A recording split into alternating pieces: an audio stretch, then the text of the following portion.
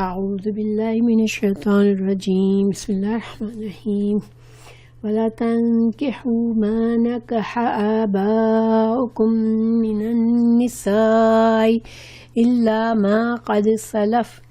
إنه كان فاحشة ومقتا وساء سبيلا۔ اللہ سبحانہ تعالیٰ یہاں پر ترجمہ میں پڑھتی ہوں، اور ان عورتوں سے نکاح نہ کرو جن سے تمہارے باپوں نے نکاح کیا ہے مگر جو گزر چکا۔ یہ ایک بے حیائی کا کام ہے اور بہت بغض کا سبب ہے اور بڑی بری راہ ہے۔ مردوں کو ان عورتوں کی تفصیل بتا رہے ہیں جن سے مرد نکاح کر سکتے ہیں اور جن سے نہیں کر سکتے، یعنی کون سی عورتیں ہیں جن سے نکاح کرنا حرام ہے، یہ بتایا جا رہا ہے۔ تو سب سے پہلے ان عورتوں کو حرام بتایا گیا جن سے تمہارے باپوں نے نکاح کیا ہے، یعنی کہ زمانہ جاہلیت میں کیا ہوتا تھا کہ سوتیلے بیٹے جو ہوتے تھے وہ اپنے باپ کی بیوی، جب باپ مر جاتا تو باپ کی بیوی سے بھی نکاح کر لیتے تھے، لیکن اس سے اب روک دیا گیا کہ یہ بہت بے حیائی کا کام ہے کہ تمہارے باپ کی جو بیوی تھی، جو تمہاری سوتیلی ماں بنتی تھی، تم ان سے نکاح کرو۔ وہ عورتیں اب ہمیشہ کے لیے تمہارے لیے حرام ہے۔ اور اسی طرح جس عورت اس باپ نے نکاح کیا ہے لیکن اس کے ساتھ ابھی ازدواجی شوہر اور بیوی کا جو جسمانی ریلیشن قائم نہیں ہوا ہے اور اس سے پہلے ہی طلاق دے دی ہے باپ نے، پھر کیا اس سے نکاح ہو سکتا ہے؟ تو ایسی عورتوں سے بھی ایک بار باپ کا نکاح ہوا ہے، ٹھیک ہے، صرف نکاح ہوا ہے، دخول بھی نہیں ہوا ہے، تو اس صورت میں بھی اب اس عورت سے اس کا جو سوتیلا اس باپ یعنی اس عورت کا جو اس آدمی کا جو بیٹا ہے وہ اب اس عورت سے اس حالت میں بھی نکاح نہیں کر سکتا جس سے باپ نے صرف نکاح کیا تھا اور طلاق دے دی، اور اس عورت سے بھی نکاح نہیں کر سکتا جس سے باپ نے نکاح بھی کیا ہو اور اس کے ساتھ ازدواجی رشتہ بھی قائم کیا ہو، یعنی شوہر اور بیوی کا جو جسمانی تعلق ہے وہ بھی ہو چکا ہو۔ تو ایسی عورت سے، دونوں طرح کی عورتوں سے، جب باپ نے ایک بار نکاح کیا تو اب یہ اس سے سوتیلا بیٹا نکاح نہیں کر سکتا، اور یہ جاہلیت میں یہ کام کیا جاتا تھا۔ اللہ سبحانہ تعالیٰ نے کہا کہ جو پہلے ہو چکا وہ اب چونکہ اللہ کا اس وقت حکم نہیں تھا تو اس پر تمہاری پکڑ نہیں ہوگی، لیکن یہ بہت برا بے حیائی کا کام ہے اور اس سے دشمنی ہوتی ہے باپ بیٹوں میں، اور یہ بہت ہی برا راستہ ہے، خاندان میں خرابی آتی ہے۔ ظاہری بات ہے اگر باپ نے طلاق دی ہو جس عورت کو، اب اس سے اس کا ہی بیٹا نکاح کرے گا تو باپ اور بیٹے میں دشمنی ہو جائے گی، اور یہ اللہ سبحانہ تعالیٰ نے ایسے ہر رشتے سے منع کیا ہے جو کہ خاندان اور گھریلو تعلقات میں خرابی پیدا کر دے۔ پھر آگے اللہ سبحانہ تعالیٰ نے مزید ان عورتوں کو بتایا جن سے ایک مرد نکاح نہیں کر سکتا۔ تو حرمت علیکم امہاتکم، مائیں تمہارے پر حرام ہے۔ اب ماں میں نانی دادی سب آ جاتے ہیں، ٹھیک ہے۔ اسی طرح وہ بناتکم، تمہاری بیٹیاں، تو پھر بیٹیوں کے ساتھ بیٹیوں کی بیٹیاں بھی حرام ہیں، ٹھیک ہے۔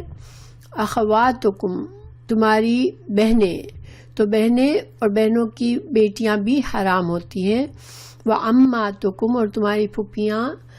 تو پھپھیاں بھی حرام ہیں۔ خالاتکم، تمہاری خالائیں بھی حرام ہیں تمہارے لیے۔ وبنات الاخی، تمہارے بھائی کی بیٹی یعنی بھتیجی بھی حرام ہے۔ وبنات الاختی، اور بیٹیاں بہن کی بیٹیاں یعنی بھانجیاں بھی حرام ہیں، جن سے بھی نکاح نہیں ہو سکتا۔ ماموں اور بھانجی کا یا چچا اور بھتیجی کا نکاح نہیں ہو سکتا۔ وامہاتکم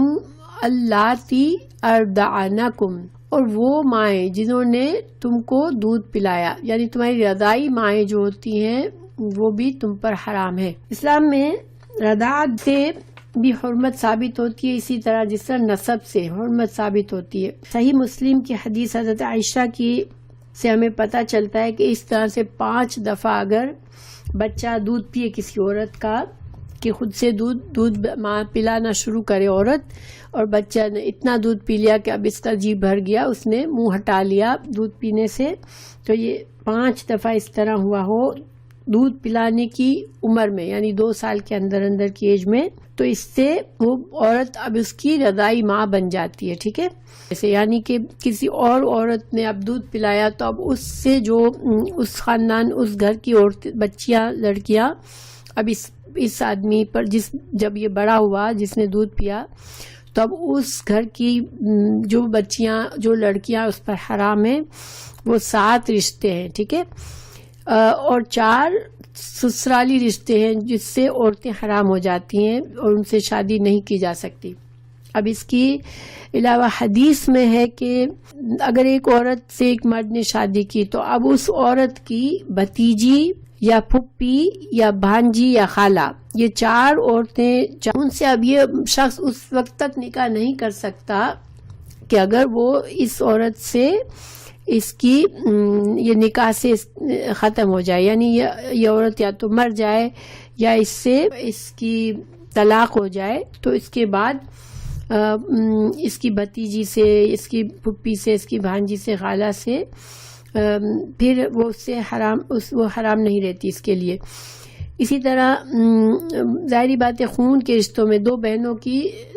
کو یہ اللہ تعالیٰ نے قرآن میں ہی بتا دیا کہ 2 بہنوں سے بیک وقت شادی نہیں ہو سکتی، اور حدیث میں بتایا کہ پھپھی بھتیجی سے اور خالہ بھانجی سے بھی بیک وقت شادی نہیں ہو سکتی، کیونکہ مرد کو 4 شادیاں الاؤڈ ہے. تو یہ ایسا نہیں ہو سکتا کہ وہ ایک پھپھی بھانجی سے، پھپھی بھتیجی سے ایک وقت میں شادی کر لے، یا 2 بہنوں سے ایک وقت میں شادی کر لے، یا خالہ بھانجی سے ایک وقت میں شادی کر لے. سسرالی رشتوں میں ساس سے شادی نہیں ہو سکتی. اسی طرح جو اگر ایک انسان کسی عورت سے شادی کرتا ہے اور اس عورت کی پہلے شوہر سے بھی بیٹی تھی اور اس عورت سے شادی کر کے اس سے شوہر اور بیوی کا اس نے تعلق کر لیا، تو اب اس کی وہ بیٹی جو کہ پہلے شوہر سے تھی، اس کی بیوی کی وہ بیٹی جو اس کے پہلے شوہر سے تھی، اب یہ مرد اس سے شادی نہیں کر سکتا. ٹھیک ہے، بہو اور سسر کی شادی نہیں ہو سکتی. اور اسی طرح 2 سگی بہنیں ایک وقت میں ایک شوہر سے شادی نہیں ہو سکتی. اور اللہ تعالیٰ نے کہہ دیا کہ جو پہلے ہو چکا تو اب اس میں اگر تم نے اس طرح کے کوئی رشتے میں شادی کی تو اللہ تعالیٰ نے تمہیں معاف کیا، بس مگر یہ کہ وہ رشتے اب قائم نہیں رہ سکتے. قانون یہ ہے کہ جو حکم ثابت ہو گیا، آ گیا، اس سے پہلے جو کچھ تھا ٹھیک ہے، لیکن اب حکم آ جانے کے بعد تم اس کام میں جاری نہیں رہ سکتے. ٹھیک. والمحصنات من النساء الا ما ملكت ايمانكم كتاب الله عليكم وأحل لكم ما وراء ذلكم أن تبتغوا بأموالكم محسنين غير مسافحين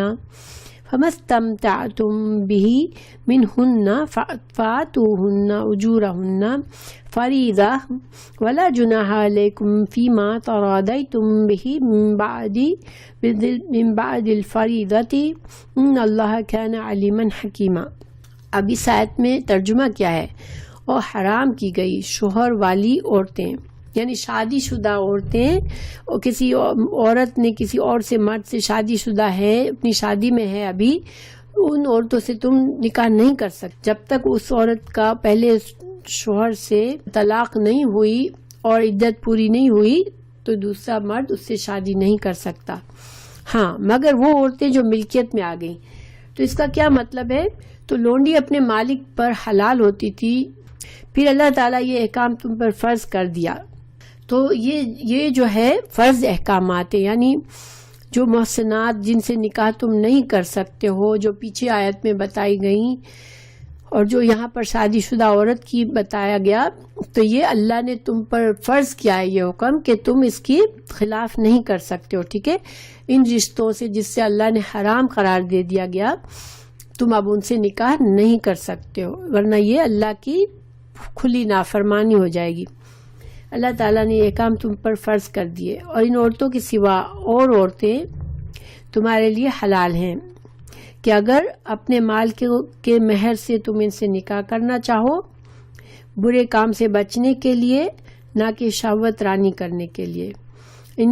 اس لیے جن سے تم فائدہ اٹھاؤ ان کا مقرر کیا ہوا مہر دے دو. اب یہاں پر اللہ تعالیٰ نے فرما دیا کہ جو میں نے حرام جن عورتوں کو کر دیا، ان کے علاوہ جو عورتیں ہیں، اگر تم پسند کرتے ہو کسی سے شادی کرنا، نکاح کرنا، تو تم کر لو، مگر اس میں نکاح میں 4 شرطیں اس آیت میں ہمیں پتہ چلتی ہیں، ٹھیک ہے؟ ان کے بغیر شرعی نکاح نہیں ہے۔ نمبر 1، ان تبتغوا، تم دونوں ایک رضامندی ہو، دونوں کی رضامندی ہو، ٹھیک ہے؟ شوہر اور بیوی دونوں کی رضامندی سے نکاح ہو رہا ہو۔ نمبر 2، باموالکم، یعنی تم اس عورت کا مہر دو، اس کو جو مہر مقرر کرو اور مہر دو اس کو۔ پھر محسنینا، یعنی تمہاری نیت یہ ہو کہ تم نکاح کر کے اپنے آپ کو حرام ذریعوں سے اپنی خواہشات پوری کرنے سے بچاؤ گے، اور تم اللہ سبحانہ تعالیٰ کے نام سے نکاح کر کے اس عورت کے ساتھ پاکیزہ زندگی گزارو گے اور اپنی خواہشات پاکیزہ طریقے سے پوری کرنے کی نیت رکھتے ہو، ٹھیک ہے؟ پھر غیر مصافحینہ، تمہاری یہ نیت نہ ہو کہ تم کسی سے نکاح کرو صرف اپنی وقتی خواہش پوری کرنے کے لیے، کہ چند دنوں کے لیے میں نکاح کروں گا اور میری خواہش پوری ہو جانے کے بعد چھوڑوں گا، نہیں، تمہاری نیت یہ ہو کہ تم اس عورت کے ساتھ نکاح کر کے اس کے ساتھ زندگی بساؤ گے، اس کے ساتھ زندگی گزارنے کا ارادہ رکھتے ہو۔ تو پھر کیا کرو کہ تم اس کو مہر دو، مہر کو فرض کیا ہے اللہ نے، ٹھیک ہے؟ نکاح کی شرائط میں سے مہر فرض ہے۔ اللہ سبحانہ تعالیٰ نے اس میں کہا کہ وَآتُوهُنَّ أُجُورَهُنَّ فَرِيضَةً، اللہ نے تم پر فرض کیا ہے کہ جن عورتوں سے تم نکاح کر کے